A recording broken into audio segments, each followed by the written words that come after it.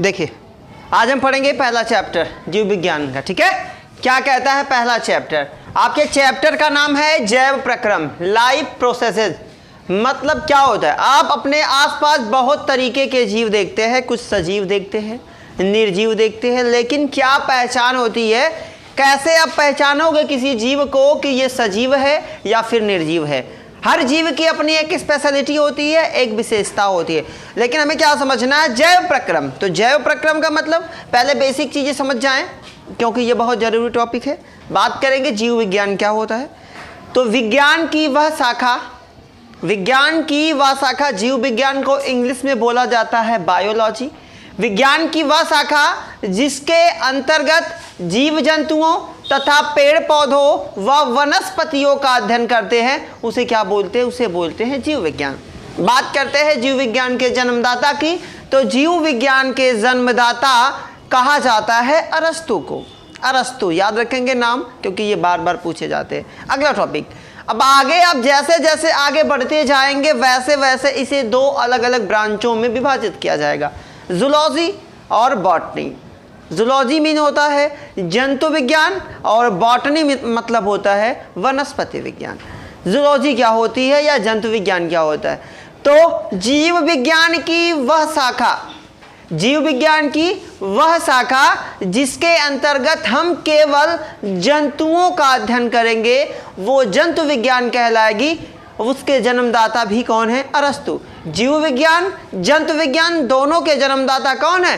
अरस्तु। अगर हम बात करें वनस्पति विज्ञान की, बॉटनी की बात करें, BOTANY, बॉटनी की बात करें, तो जीव विज्ञान की वह शाखा जिसके अंतर्गत हम पेड़ पौधों तथा वनस्पतियों का अध्ययन करते हैं उसे बोला जाता है वनस्पति विज्ञान, जिसके जन्मदाता कौन है?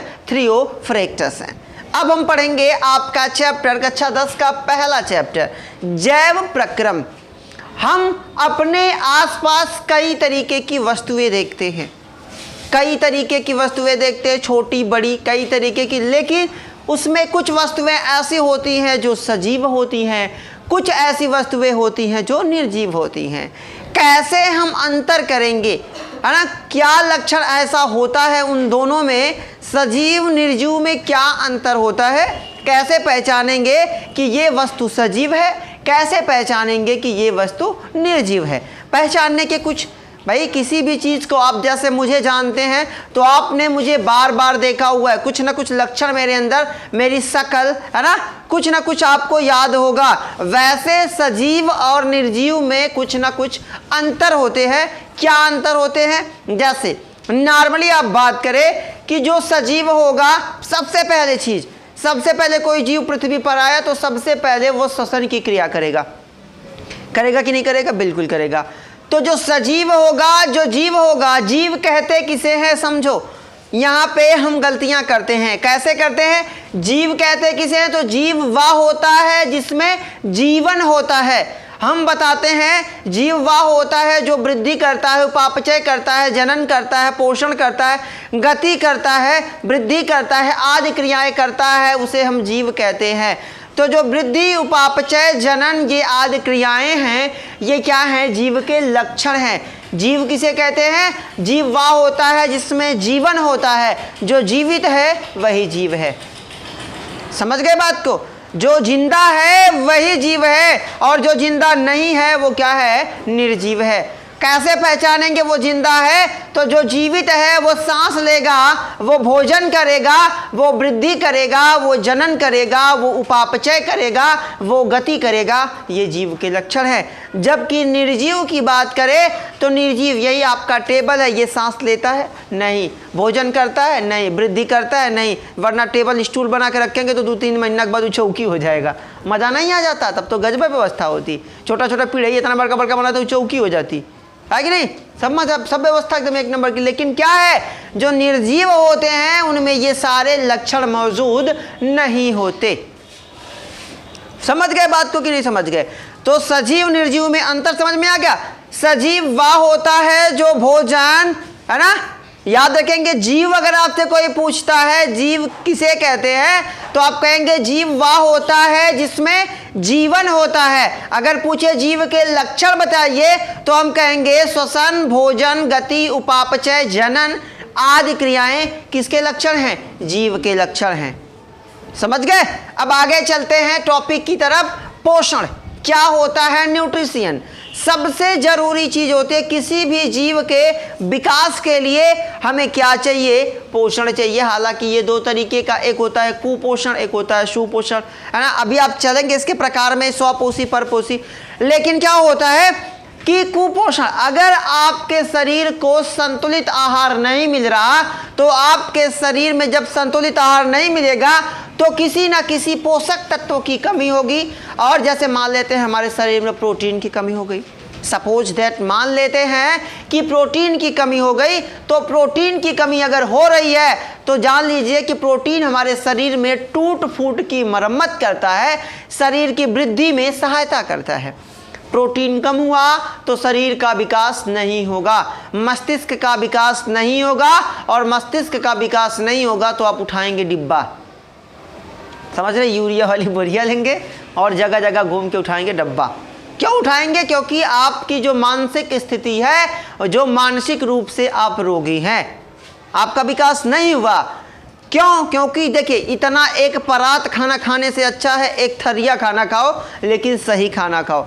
भोजन वह करे जिसमें संतुलित आहार, ज़्यादा से ज़्यादा आप देखते हैं डॉक्टर आपको रिकमेंड करते हैं कि ज़्यादा से ज़्यादा हरी सब्जियां खाएं। यहाँ बारात का सीजन चल रहा है, पनीर पे लूट मची है कि नहीं, मुर्गा नोचा जा रहा है, समझ लीजिए गजब व्यवस्था चल रही है।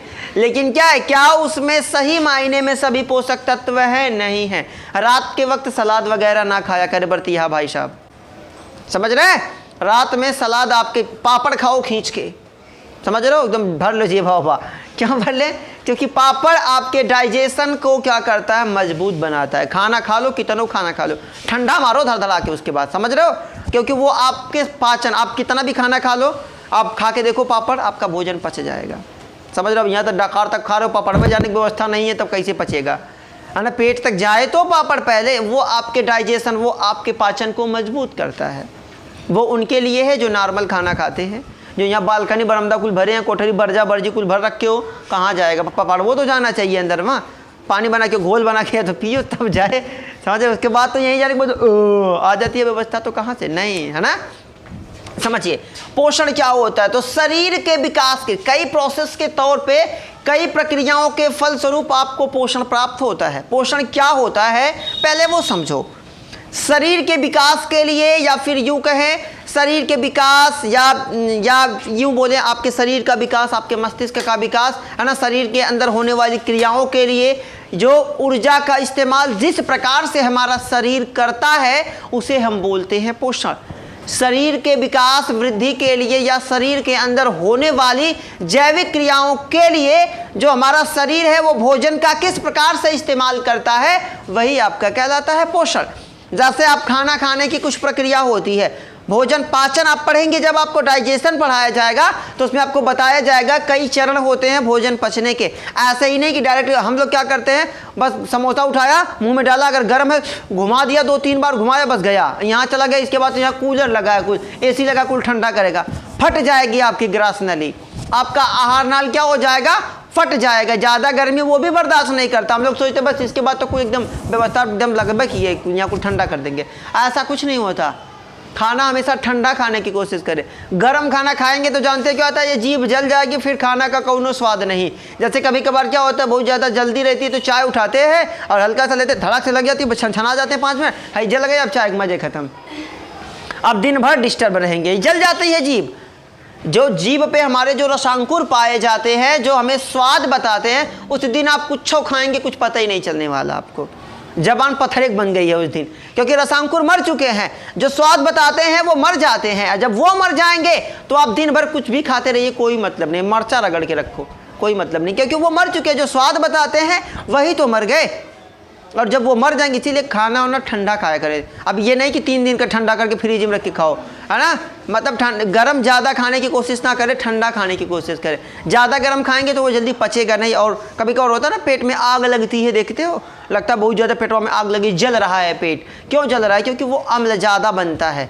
मैं जब आपको डाइजेशन पढ़ाऊँगा तो वो बताऊँगा। फिलहाल पोषण की कितनी विधि, कई चरण होते हैं। जैसे सबसे पहली विधि भोजन का अंतःग्रहण। सबसे पहले हम भोजन को उठाते हैं, खाते हैं, है कि नहीं? भोजन को उठाते हैं, भोजन को उठा के जीवा पर रखना, अंतःग्रहण। इसके बाद पाचन। याद रखेंगे, पाचन मनुष्य के शरीर में कहाँ से शुरू होता है? मुख से। कहाँ से शुरू होता है? मुख से शुरू होता है। सबसे ज़्यादा पाचन कहाँ होता है? छोटी आंत। कहाँ होता है? छोटी आंत।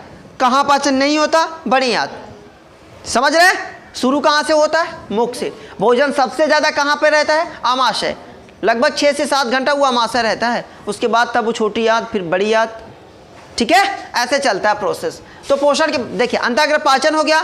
अब उसके बाद होगा स्वांगीकरण या अवशोषण होगा। उसमें से पदार्थों को अवशोषित किया जाएगा। उसके बाद फिर स्वांगीकरण, उन पदार्थों को अलग अलग जगह भेजा जाएगा। उसके बाद फिर क्या होता है? उत्सर्जन होता है, अपशिष्ट पदार्थ। समझ गए? तो क्या होता है? आप कहेंगे, अगर आपसे पूछा जाता है पोषण किसे कहते हैं, तो आप कहेंगे विभिन्न क्रियाओं के फलस्वरूप, विभिन्न क्रियाओं के फलस्वरूप आवश्यक पोषक पदार्थ का आवश्यक अंग तक जाना क्या कहलाता है? पोषण कहलाता है। या फिर आप दूसरे लहजे में कहें तो आप कहेंगे कि हमारा शरीर या शरीर के विकास के लिए, टूट फूट की मरम्मत के लिए, या शरीर के अंदर होने वाली क्रियाओं को कराने के लिए हमारा शरीर भोजन में पाई जाने वाली ऊर्जा का जिस प्रकार से इस्तेमाल करता है, उसे हम क्या बोलते हैं? पोषण बोलते हैं। पॉइंट समझ में आ गया? आपके बुक से देखते हैं क्या पूछा बताया है। ठीक है, चले, ठीक है, आगे चले। देखो फिर क्या होता है, पोषण समझ में आ गया कि शरीर के विकास के लिए, शरीर के विकास के लिए या शरीर के अंदर होने वाली जैविक क्रियाओं को कराने के लिए, या हमारा शरीर जो भोजन का इस्तेमाल करता है, ऊर्जा का जिस प्रकार से इस्तेमाल करता है, उसे हम क्या बोलते हैं? पोषण बोलते हैं। दूसरे तौर पे आप, दूसरे तरीके से आप बोल सकते हैं कि आवश्यक, मान लेते हैं हमारे शरीर के किसी अंग को किसी पदार्थ की जरूरत है ना, किसी भी, भाई जो भोजन होता है उसमें कितने अवयव मिलते हैं? 6 मिलते हैं। किसी किसी बुक में 5 देता है, किसी किसी में 6 देता है। उसमें खनिज और खनिज लवण और जल को अलग कर देता है। जैसे समझे, भोजन में हमें क्या क्या मिलता है? हमें भोजन में मिलता है कार्बोहाइड्रेट, प्रोटीन, वसा, विटामिन, खनिज लवण, है ना, और रुक्षांश मिलते हैं। इतने चीज़ें हमें भोजन में मिलती है। क्या मिलता है? कार्बोहाइड्रेट, प्रोटीन, विटामिन, है ना, खनिज लवण, जल और रुक्षांश। इतनी चीज़ें हमें भोजन के तौर पर मिलती है। तो अब समझते हैं आगे कि पोषण क्या होता है। इन्हीं पोषक तत्वों का, इन्हीं भोजन के अवयवों का इस्तेमाल करके भोजन क्या काम करता है? जो शरीर हमारा क्या काम करता है? हमारे शरीर का विकास करता है। भाई प्रोटीन शरीर के डेवलपमेंट में काम आती है ना। तो अलग अलग जो हमारे भोजन में जो अवयव मिलते हैं वो हमारे शरीर में अलग अलग तरीके से काम करते हैं। इनको कैसे काम करवाना है ना, वही प्रक्रिया क्या है? पोषण है। क्या है? पोषण है। तो आप कहेंगे कि विभिन्न, जैसे मान लेते हैं, मैंने बताया ना कि किसी अंग को किसी भी पदार्थ की, इनमें से किसी अवयव की जरूरत है, तो क्या करता है? विभिन्न प्रक्रियाओं के फलस्वरूप, मान लेते हैं जैसे हमारे ब्रेन को प्रोटीन की जरूरत है, सपोज दैट हमारे ब्रेन को प्रोटीन की जरूरत है, तो विभिन्न प्रक्रिया का मतलब यही प्रक्रिया, भोजन का अंतःग्रहण, भोजन का पाचन, अवशोषण, स्वांगीकरण और बहिक्षेपण, विभिन्न प्रक्रियाएं यही होती है। तो विभिन्न प्रक्रियाओं के फलस्वरूप आवश्यक पोषक पदार्थ, तो ब्रेन को किसकी जरूरत थी? प्रोटीन की। तो आवश्यक पोषक पदार्थ को आवश्यक अंग तक, किस अंग को जरूरत थी? ब्रेन को, मस्तिष्क को। तो आवश्यक पोषक पदार्थ को आवश्यक अंग तक पहुंचाने की प्रक्रिया क्या कहलाती है? पोषण कहलाती है। पॉइंट समझ में आ गया? मतलब हमारे शरीर में अगर किसी भी अंग को किसी भी अवयव की जरूरत, कितने अवयव भोजन में हमें मिलते हैं? 6 मिलते हैं। याद रखेंगे, पहला कार्बोहाइड्रेट, दूसरा विटामिन, प्रोटीन, खनिज लवण, वसा, है ना, जिसको आप कोलेस्ट्रॉल बोलते हैं, खनिज लवण, वसा और आप रुक्षांश कह सकते हैं, जिसको आप सलाद बोलते हैं। कच्ची सब्जियां, गाजर, खीरा, तरबूज, खरबूज जो खाते हैं, ये रुक्षांश की कैटेगरी में आते हैं। आम बोलचाल की भाषा में जिसे आप सलाद बोलते हैं वो रुक्षांश में आते हैं। ठीक है, कुछ सब्जियां होती है ना जिन्हें हम कच्चा खाते हैं, चुकंदर उकंदर होता है ना भाई, इसे हम कच्चा खाते हैं। हालांकि आगे समझते हैं, पोषण समझ में आ गया कि नहीं आ गया? आ गया कि नहीं आ गया? बिल्कुल आना चाहिए। क्यों नहीं आ गया? इतना टाइम से हम पोषण पे ही तो बहस कर रहे हैं, क्योंकि आपका चैप्टर यही है। पोषण क्या है? तो हमारे शरीर में अगर पोषण नहीं है भाई, पोषण का मतलब कई प्रक्रियाओं का एक समामेलन है ना, कई प्रक्रियाएं मिलके एक काम करें, वो पोषण है। कौन कौन सी प्रक्रिया है? भोजन का पाचन, अंतःग्रहण, स्वांगीकरण, है ना। ये सारी चीजें मिलकर क्या कर रही? केवल शरीर के विकास पे ध्यान दे रही हैं, केवल शरीर का विकास। आप खाना क्यों खाते हैं? अगर खाना नहीं खाएंगे तो मस्तिष्क का विकास नहीं होगा। मस्तिष्क ना, जो सांस नहीं लेंगे, ऑक्सीजन नहीं पहुंचेगा। मतलब जितनी भी प्रक्रियाएं होती है वो विकास के लिए ही होती है। लगातार हमारे शरीर में परिवर्तन होते रहते हैं। अब बैठे हैं, कई कोशिकाएं मर गई, अब मर गई तो उनको उनकी टूट फूट की मरम्मत कौन करेगा? प्रोटीन करेगा। तो प्रोटीन, अगर आप प्रोटीन वाला खाना नहीं खाएंगे तो वो कोशिकाएं सही नहीं होंगी, और सही नहीं होंगी तो जिस अंग की कोशिकाएं मरेंगी, मान लेते हैं हाथ की, तो हाथ भी काम कम करेगा भाई? नहीं करेगा, क्योंकि कोशिकाएं है ही नहीं। किसी के घर में अगर 10 आदमी है, 4 आदमी नहीं है, तो वो काम जल्दी होगा कि 10 वाले भाई कोशिकाएं नहीं है तो काम कम करेगा। समझ में आगे बात ना? पोषण। आगे बात करते हैं श्वसन। देखो यहाँ पे पूछा जाता है श्वसन क्या होता है और सांस लेना। याद रखेंगे, सांस लेना, श्वसन दो अलग अलग पहलू हैं। यहाँ पे हम दोनों को सेम बताते हैं, जबकि ऐसा नहीं होता। सांस लेना एक भौतिक क्रिया है, जबकि श्वसन एक रासायनिक क्रिया है। कैसे? हम सांस किससे लेते हैं? हम सांस लेते हैं फेफड़े से। हम किससे सांस लेते हैं? फेफड़े से। नाक न बताना, नाक केवल एक माध्यम है। नाक सांस लेने का केवल एक माध्यम है, जबकि सांस, जैसे पानी कौन देता है? ट्यूबवेल देता है या फिर पाइप देती है? ट्यूबवेल देता है। पाइप केवल एक माध्यम है वो पानी को खेत तक पहुंचाने का। समझ रहे कि नहीं मेरी बात को? तो समझिए, तो क्या होता है? श्वसन और सांस लेना। वायुमंडल से विभिन्न गैसों को ग्रहण करना। हम अभी खड़े हैं, ऑक्सीजन, कई गैसें मिली हुई है वायुमंडल में, 78% नाइट्रोजन, 71% ऑक्सीजन, या बार बार पढ़ते चले आए। तो क्या करते हैं हम? केवल ग्रहण कर लिया, खींच लिया अंदर। तो किसके माध्यम से खींचा? नाक के माध्यम से हमने खींच लिया, बस हमने खींच लिया, है ना। खींच लिया तो ये क्या हो गया? भौतिक क्रिया। छू लिया ना, नाक को छू रहे कि नहीं छू रहे? अब हो गया कि नहीं भौतिक क्रिया? तो सांस लेना एक भौतिक क्रिया है। सांस लेना, श्वसन, दो चीजें हैं। वायुमंडल से विभिन्न गैसों को ग्रहण करना क्या कहलाता है? सांस लेना कहलाता है। अब बात करेंगे श्वसन। तो श्वसन क्या है? एक रासायनिक क्रिया है। आप भौतिक क्रिया में दखल दे सकते हैं। कोई चीज भौतिक हो रही है उसमें आप दखल दे सकते हैं। घर बन रहा, दीवार धकेल दोगे, कोनो दिक्कत नहीं है, धकेल देंगे, क्योंकि वो भौतिक क्रिया है। सांस ले रहे हैं, नाक बंद कर, मुंह बंद कर लेंगे, बंद कर लेंगे। खाना मुंह बंद कर लेंगे, नहीं खाएंगे, ये कोई भौतिक क्रिया है। खाना पचना रोक के दिखाओ मुझे तो जानू, नहीं खाना नहीं पचेगा, रुको, नहीं पचेगा, ऐसा कुछ कर लेंगे? सांस, अब सांस अंदर चली गई, ऑक्सीजन अब अंदर चला गया, वो भोजन पचाने में वो क्या कर रहा है? वो भोजन पचाने में मदद कर रहा है, तो अब उसको रोक दोगे? नहीं। दवा खा लिया, दवा खाना एक भौतिक क्रिया है, और दवा अंदर चल गया, उसको घुलने से रोक के दिखाओ तो जानू, नहीं रोक पाएंगे। खाना बनाते हैं, खाना बनाते कि नहीं बनाते? खिचड़ी उचड़ी बनाते हैं, अब हल्दी डाल देते हैं। हल्दी क्या करते हैं खिचड़ी में? वो जब खिचड़ी बनाते हैं तो डाल देते हैं ना पानी में। अब पानी में हल्दी घुल रही है, उसको रोक के दिखाओ, डालेंगे नहीं। डालना भौतिक क्रिया है, लेकिन जब डाल दिया ना, अब उसके बाद वो रासायनिक क्रिया हो रही है। रासायनिक क्रिया क्या होती है? जब दो या दो से अधिक पदार्थ मिलते हैं और बाद में वो अपने पहली अवस्था को प्राप्त नहीं कर पाते, वो रासायनिक क्रिया। जब दो या दो से अधिक तत्व मिल जाएं और दोबारा अपनी प्रारंभिक अवस्था में नहीं आ पाए, जैसे दूध देखे हैं, दूध से दही बन जाता है, दही से दोबारा दूध बनेगा नहीं, क्योंकि वो रासायनिक क्रिया है, वो रासायनिक परिवर्तन है। आप दूध से दही बनाने के लिए उसमें खट्टा डाल सकते हैं, लेकिन दही अंदर में घुस के दहिया बनना रोक नहीं सकते। रोक देंगे कि नहीं दही नंबर मारे गलती से गिर गया भैया, मत बनो, ऐसा कर सकते? कतई नहीं कर सकते। रासायनिक क्रिया में आपका कोई हस्तक्षेप नहीं हो सकता। बहुत करके मटका फोड़ देंगे, दहिया फेंक देंगे, ये अलग बात है, ये तो थरथरपन वाली बातें हैं। आप रोक नहीं सकते उस क्रिया को। तो रासायनिक क्रिया को हम रोक नहीं सकते, भौतिक क्रिया को हम रोक सकते। समझ रहे? भाई नदी का पानी बह रहा है तो रोक सकते हैं, लेकिन उसमें कुछ गिरा के अब उसको निकाल सकते हैं नहीं। अरे जब अब अगर वो पढ़ेंगे आप राजस्थानी का, वो क्या अलग अलग विधियों से आप उसे निकाल सकते हैं, है कि नहीं, लेकिन रोक नहीं सकते। तो क्या होता है, श्वसन एक रासायनिक क्रिया होती है। वायुमंडल से आप देखिए सांस लेना, श्वसन क्या होता है कि ग्रहण किए गए ऑक्सीजन का श्वसन बता रहा हूं।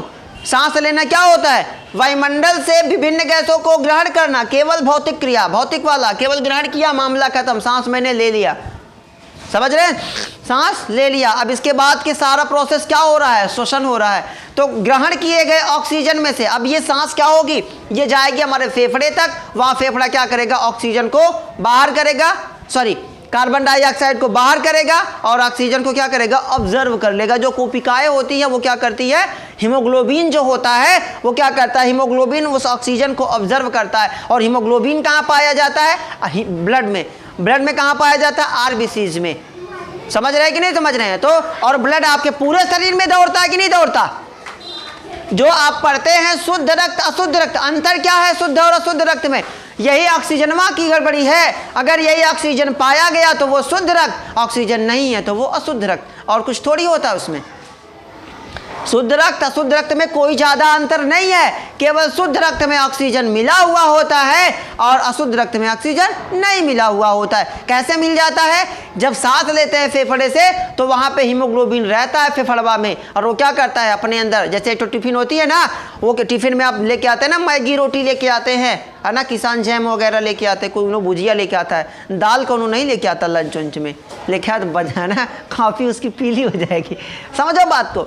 वैसे ही हीमोग्लोबिन क्या करता है, अपने अंदर ऑक्सीजन को पैक कर लेता है और पूरे खून के साथ दौड़ता है, क्योंकि खून में क्या पाया जाता है, प्लाज्मा और रुधिराणु।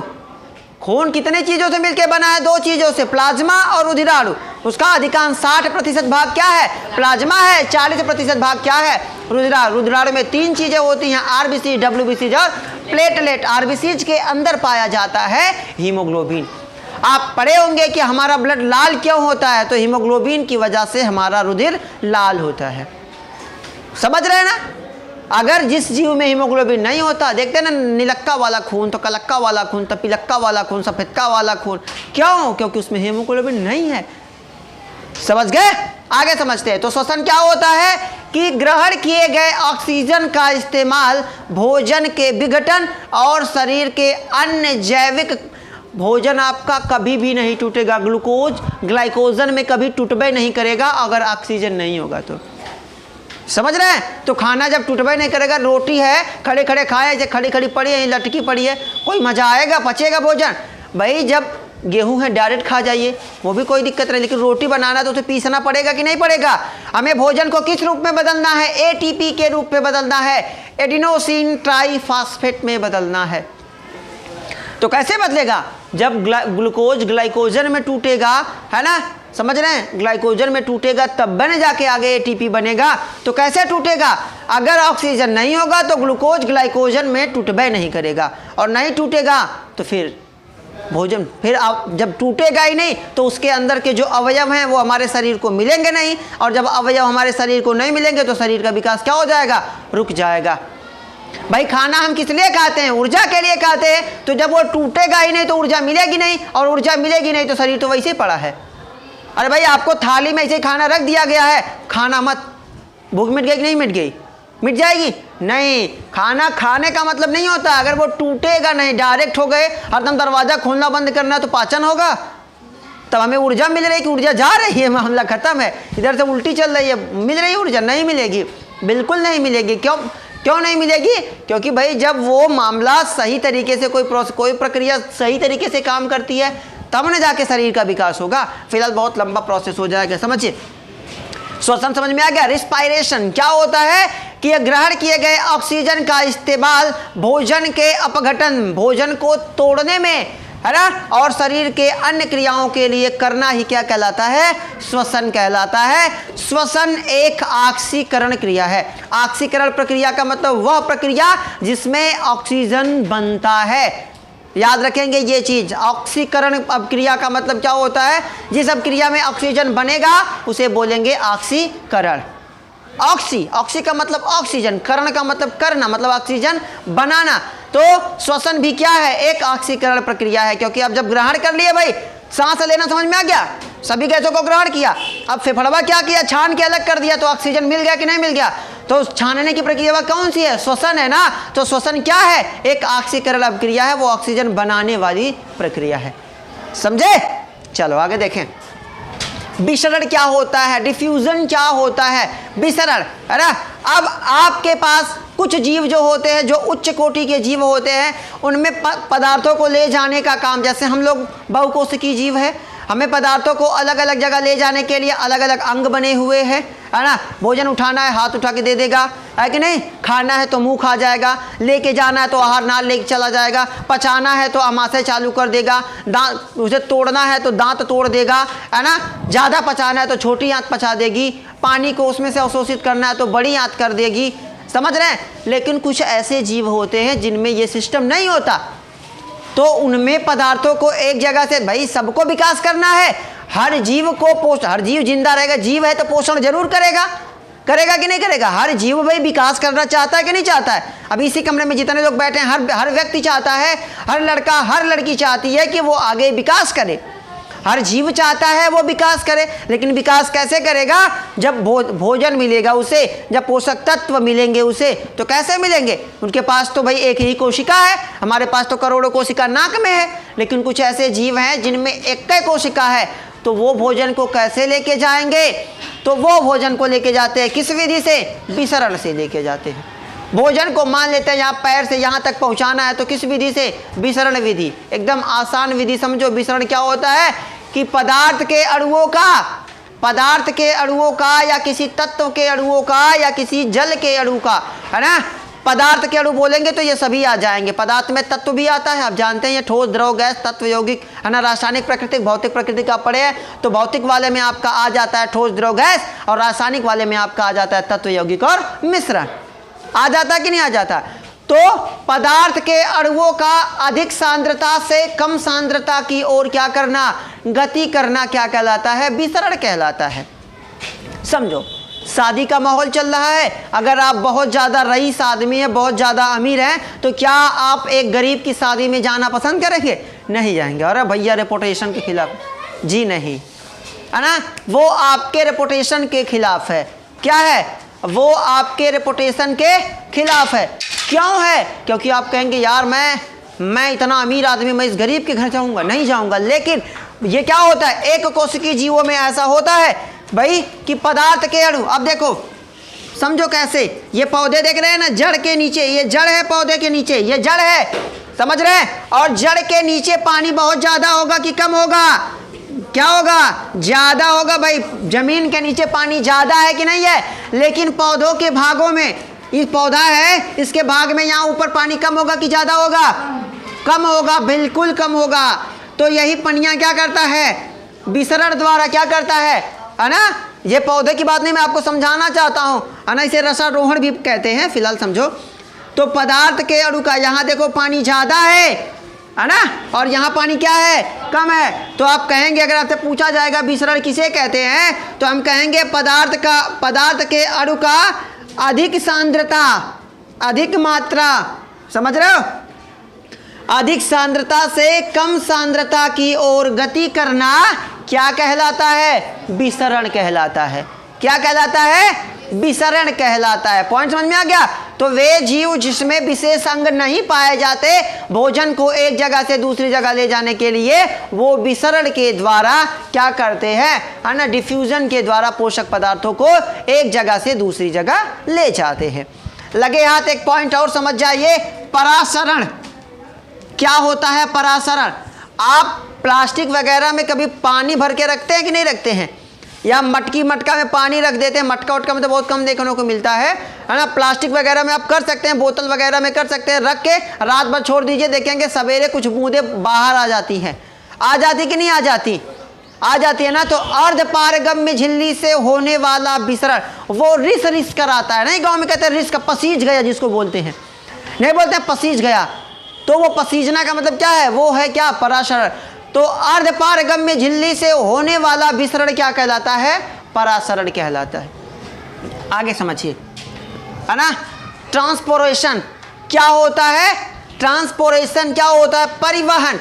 परिवहन का मतलब पदार्थों को एक जगह से दूसरी जगह ले जाने का काम कौन करता है? अगर बात करें पौधों की बात करें तो पौधों में संवहन का काम दो ऊतक करते हैं जिनका नाम है जाइलम और फ्लोएम। जिनका नाम क्या है? जाइलम और फ्लोएम।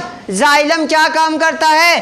तो जमीन के नीचे से पोषक तत्वों को पौधों के विभिन्न भागों तक पहुंचाने का काम कौन करता है? जाइलम करता है। जबकि प्रकाश संश्लेषण, अब प्रकाश संश्लेषण हो गया, खाना बन गया, तो इस खाने को प्रकाश संश्लेषण के फलस्वरूप बनी ऊर्जा को पौधे के विभिन्न भाग तक पहुंचाने का काम कौन करता है? फ्लोएम करता है। जबकि अगर जंतुओं की बात कर दे तो जंतुओं में यही काम पदार्थों को एक जगह से दूसरी जगह ले जाने का काम कौन करता है? भाई रक्त करता है, रुधिर करता है। आपने बचपन में ये पढ़ा होगा, सुना होगा कि चोट लगती घुटनवा में दवाइयाँ खाते हैं तो कैसे ठीक हो जाता है? तो दवाइयाँ खून के साथ में बह के जाती है ना, इसकी वजह से आप जल्दी से ठीक हो जाते हैं। समझ गए परिवहन? आगे चलते हैं। उत्सर्जन क्या होता है? अपशिष्ट पदार्थों को शरीर से बाहर निकालने के।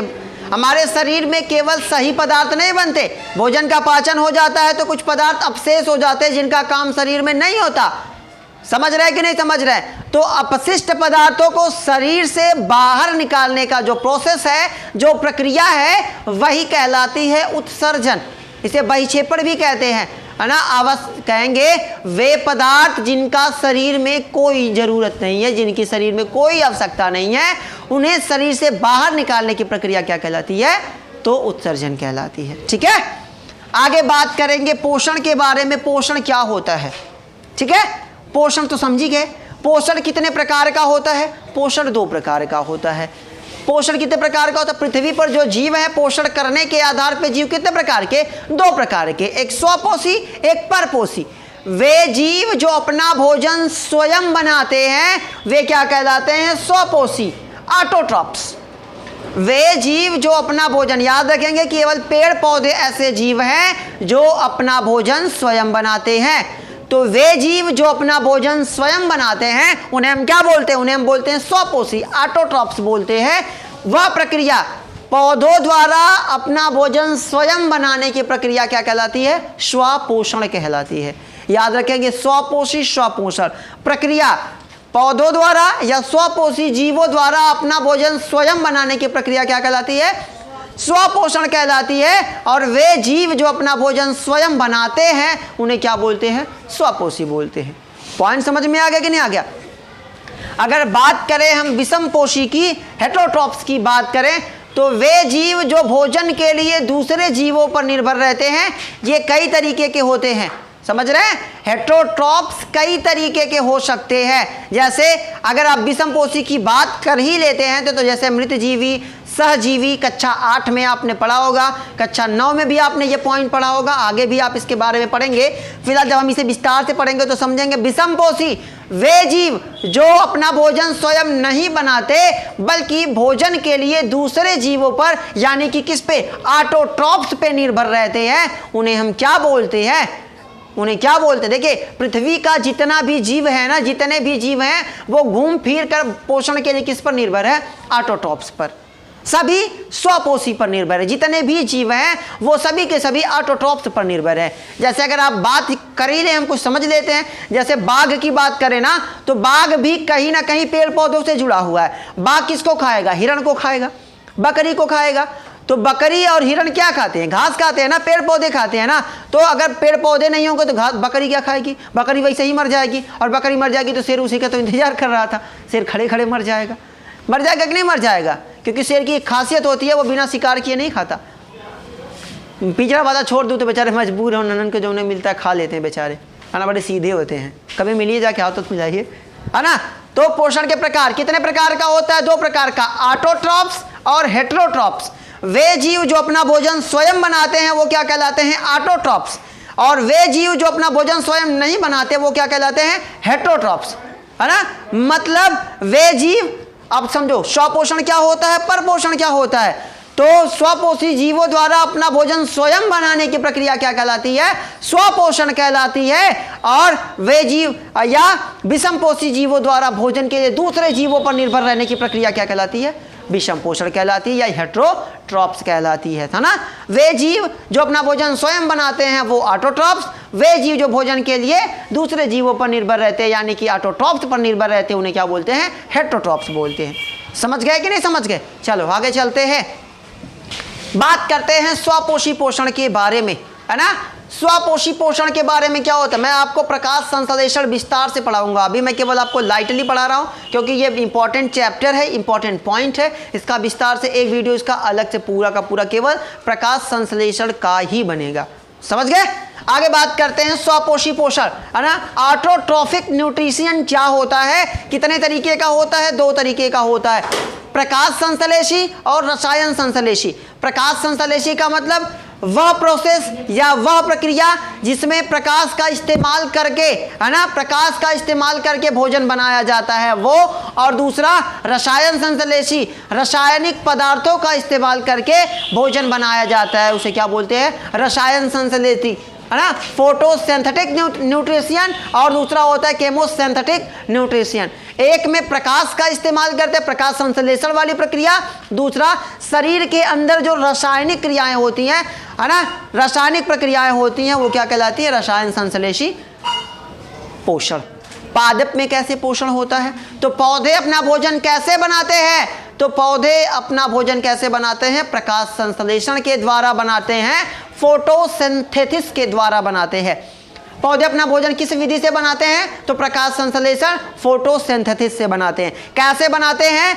फार्मूला जरूर याद रखना क्योंकि मैं आपको ये विस्तार से पढ़ाऊंगा इसलिए इसको मैं लाइटली पढ़ा रहा हूं। पौधे वायुमंडल से कार्बन डाइऑक्साइड ग्रहण करते हैं, जमीन के नीचे से पानी यानी कि खनिज लवण लेके जाते हैं और ऊपर सूर्य का प्रकाश, सूर्य के प्रकाश में पाई जाती है विटामिन डी, है ना। पौधे वायुमंडल से कार्बन डाइऑक्साइड, जमीन के नीचे से खनिज लवण और सूर्य का प्रकाश। यहाँ एरो के ऊपर क्या होगा? सूर्य का प्रकाश और नीचे पौधों की पत्तियों में, क्योंकि आप जानते हैं प्रकाश संश्लेषण की क्रिया कहाँ होती है?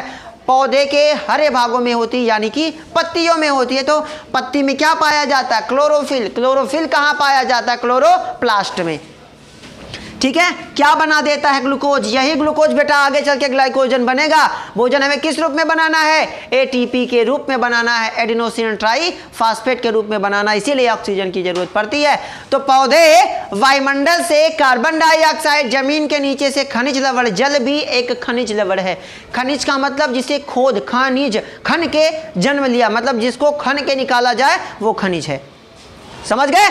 तो वायुमंडल से कार्बन डाइऑक्साइड, जमीन के नीचे से खनिज लवण, ऊपर सूर्य का प्रकाश, नीचे क्लोरोफिल, क्या बना दिया? ग्लूकोज। दूसरा क्या बनाया? जल। कौन सी गैस मुक्त किया? ऑक्सीजन। इसी ऑक्सीजन का इस्तेमाल सभी जंतु किस लिए करते हैं? सभी जीव किस लिए करते हैं? सांस लेने के लिए करते हैं, इसीलिए ऑक्सीजन को प्राण वायु कहा जाता है। इसीलिए हमें बार बार बताया जाता है पेड़ पौधे लगाएं क्योंकि ये हमारे द्वारा छोड़ी गई कार्बन डाइऑक्साइड को किसमें परिवर्तित कर देता है? ऑक्सीजन में परिवर्तित करने का काम करता है। अब प्रकाश संश्लेषण की भी 2 अभिक्रियाएं होती है। एक होती है प्रकाशिक अभिक्रिया, वह अभिक्रिया जो प्रकाश की उपस्थिति में होती है वो प्रकाशिक अभिक्रिया। वह अभिक्रिया जो प्रकाश की उपस्थिति में नहीं होती वो क्या कहलाती है? अप्रकाशिक अभिक्रिया। क्या क्या होता है घटनाएं? जब बहुत विस्तार से, बहुत लंबा वीडियो हो जाएगा इसलिए मैं इसको शॉर्ट कर रहा हूं, है ना। कौन कौन सी घटनाएं हो जाती हैं? तो वायुमंडल से क्या किया जाता है? विभिन्न गैसों को ग्रहण किया जाता है यानी कि कार्बन डाइऑक्साइड को, जमीन के नीचे से। जब प्रकाश संश्लेषण पूरा विस्तार से पढ़ाऊंगा तो वो बताऊंगा, ठीक है। प्रकाश संश्लेषण के लिए क्या क्या जरूरी है ये जरूर याद रखना क्योंकि ये बार बार पूछा जाता है। तो याद रखना सबसे पहले क्या जरूरी है? कार्बन डाइऑक्साइड, समझ रहे, सूर्य का प्रकाश, क्लोरोफिल, समझ रहे, और जल। प्रकाश संश्लेषण के लिए सबसे जरूरी क्या क्या है? तो कार्बन डाइऑक्साइड, क्लोरोफिल, सूर्य का प्रकाश और जल। ये 4 चीजें हैं तभी प्रकाश संश्लेषण हो सकता है, अन्यथा प्रकाश संश्लेषण नहीं हो सकता। समझ में आ गई बात है? Best of luck.